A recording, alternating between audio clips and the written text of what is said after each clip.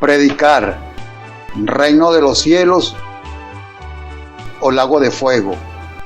El plan de salvación de Dios para con el hombre tiene su forma práctica de manifestarse, y lo primordial es presentar a Jesús, el Hijo de Dios, el Salvador del mundo. Y la otra manera es ver reflejada esa manifestación de Dios en nuestras vidas cristianas. Lamentablemente, en la llamada prédica para presentar el Evangelio se han cometido excesos o se ha distorsionado el verdadero sentido del Evangelio. Es muy común oír a muchos creyentes predicar un evangelio de puro infierno y del lago de fuego donde el gusano no muere.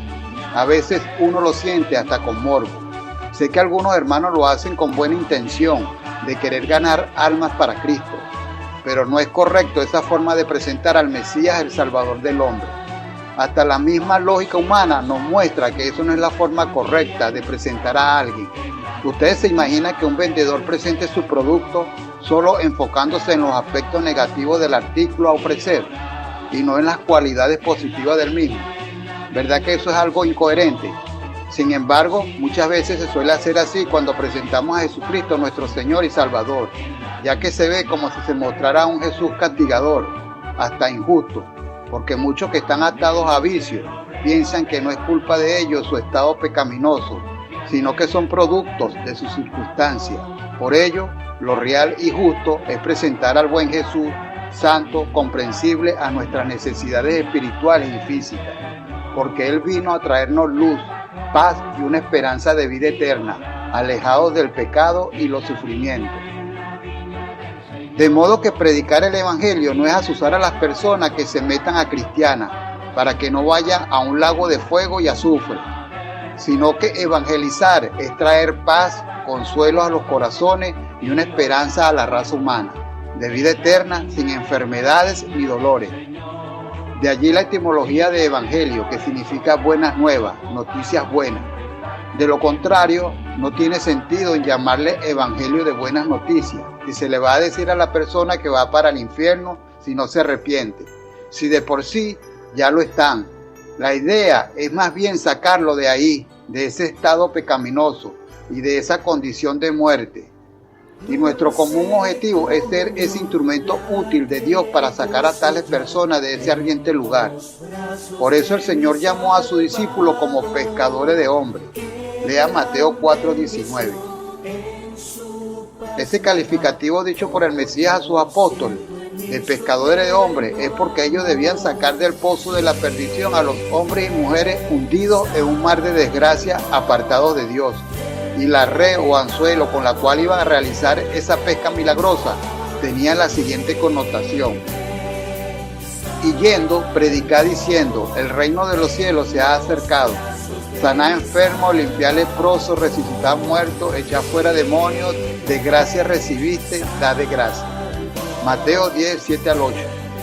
El verso anterior al pasaje leído nos dice quién va dirigido principalmente esa predicación, que luego sería extensible a todos los hombres con el apostolado de Pablo, sino y antes a las ovejas perdidas de la casa de Israel. Mateo 10:6.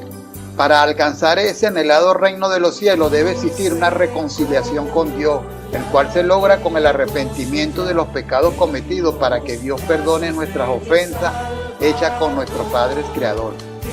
Por eso Pedro en su primer discurso exhortó al arrepentimiento de todos los que oían su evangelio.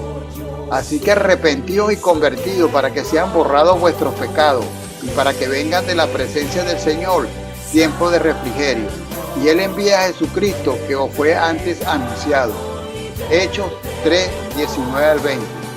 Y en el contexto de ese mismo capítulo 10 de Mateo, si observamos que se menciona un castigo para quienes rechacen ese evangelio de salvación, pero como un comentario para los evangelizadores, en este caso los discípulos del Maestro, con el objetivo de que no desistan ni se sientan mal porque no se les escuchen aquellas palabras de bendición para los hombres.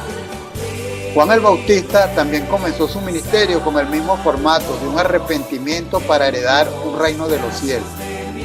En aquellos días vino Juan el Bautista, predicando en el desierto de Judea y diciendo, arrepentíos porque el reino de los cielos se ha acercado. Mateo 3, 1 al 2. El mismo Maestro y Mesías usó esa misma plantilla que empleó Juan el Bautista. Desde entonces comenzó Jesús a predicar y a decir: arrepentidos, porque el reino de los cielos se ha acercado. Mateo 4:17. El evangelista Mateo, cuyo nombre significa regalo de Dios, al igual que su variante de Matías, que son herederos de la gracia divina, basa su enseñanza en un reino de los cielos. Puedes contactarlo leyendo su evangelio. Ya en el Antiguo Testamento se hace referencia de sacar la iglesia o la Nueva Jerusalén del fuego para la reconciliación y salvación del hombre. Y dijo Jehová a Satanás: Jehová te reprenda, oh Satanás. Jehová, que ha escogido a Jerusalén, te reprenda. ¿No es este un tizón arrebatado del incendio?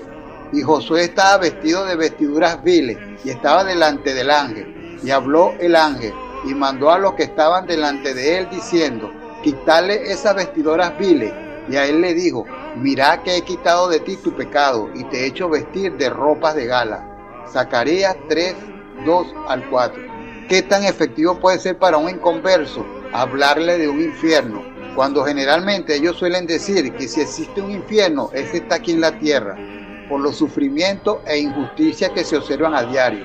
Los testigos de Jehová llevan más personas al salón del reino cuando predican su paraíso terrenal aquí en la tierra que un cristiano llevando creyentes a los pies de Cristo cuando predican su infierno del lago de fuego y azufre aquí en la tierra o en cualquier parte que se encuentre. Una vez leí un testimonio de un cristiano predicándole a un musulmán, y entre dimes y diretes el cristiano impotente comenzó a sollozar, y el musulmán se gozó porque pensó que ganó esa batalla.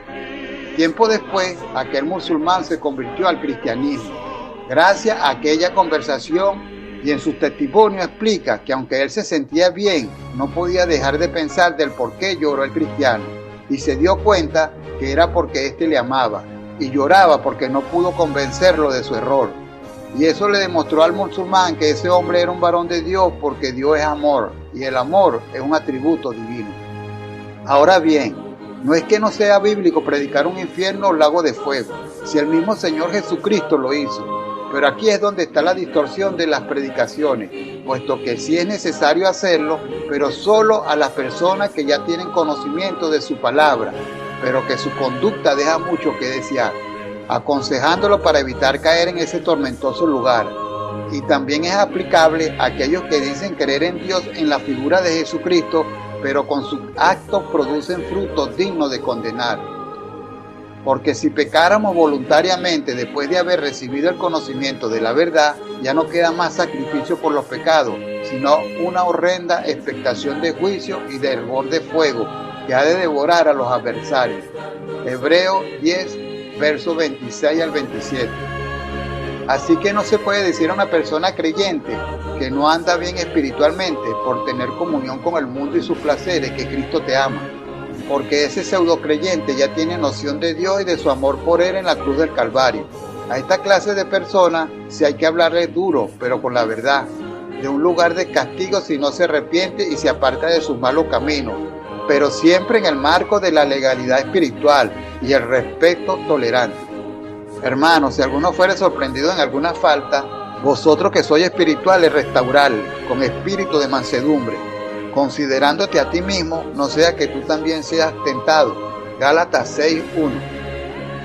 Nótese que predicar un reino de los cielos o un infierno de castigo son dos perspectivas diferentes, uno para el que no conoce a Jesús y de su amor, y otro para el que ya lo conoce y fue sacado de las tinieblas, pero que ahora se aparta y con sus hechos da malos frutos. Ciertamente, si habiéndose ellos escapado de la contaminación del mundo por el conocimiento del Señor y Salvador Jesucristo, enredándose otra vez en ella, son vencidos, su postrer estado viene a ser peor que el primero, porque mejor les hubiera sido no haber conocido el camino de la justicia, que después de haberlo conocido, volverse atrás del santo mandamiento que le fue dado. Segunda de Pedro 2, 20 al 21. Esta última perspectiva de predicar un castigo de Dios en realidad es para que el creyente despierte y se vuelva de sus malos pasos. Os trastorné como cuando Dios trastornó a Sodoma y a Gomorra, y fuiste como tizón escapado del fuego, mas no os volviste a mí, dice Jehová. Amós 4:11. Observe que en ese pasaje de Amós el mensaje va dirigido a personas que ya habían sido sacadas del fuego, pero que no quiso corregir su mal comportamiento. Ahora recuerden que la primera perspectiva es que Jesucristo nos ama, porque Dios es amor y nos saca del fuego eterno. Primera de Juan 4, 8, 17. Pero también debemos recordar la segunda perspectiva, y es que Dios es fuego consumidor, Dios celoso. Y esto es para que corrijamos nuestra mala conducta y no volvamos al lago de fuego. Deuteronomio 4:24. Alabado y glorificado sea nuestro buen Dios, Padre de misericordia, y de Jesucristo nuestro Señor y Salvador, sacerdote de nuestras almas. Y bendito es el Espíritu Santo que nos guía a toda verdad. Amén.